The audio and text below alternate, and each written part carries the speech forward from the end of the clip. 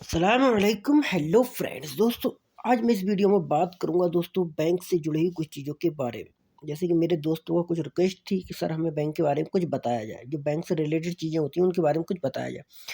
तो दोस्तों वीडियो मैंने बना दिया है। दोस्तों वीडियो का लिंक जो है वो नीचे आपको डिस्क्रिप्शन में मिल जाएगा। मैंने आपको हर वीडियो में बताता हूँ कि डिस्क्रिप्शन में मैं लिंक डाल रहा हूँ। अरबिक पर वीडियो अपलोड नहीं कर रहा हूँ ज़्यादातर, मेरे दूसरे चैनल पर वीडियो अपलोड हो रही हैं।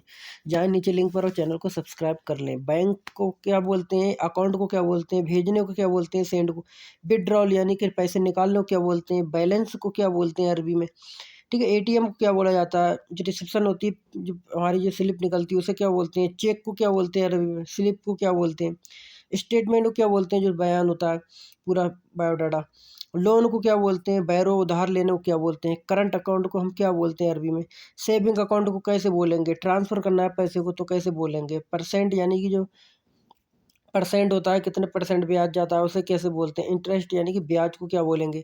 तो ये सब चीज़ें दोस्तों मैंने सिखाई हैं इस वीडियो में। पहले तो ये चीज़ें आपको पता होना चाहिए, तभी आप जुमले बना सकते हैं। जब पता ही नहीं है आपको कैश को क्या बोलते हैं तो आप किस तरीके से जुमला बनाएंगे।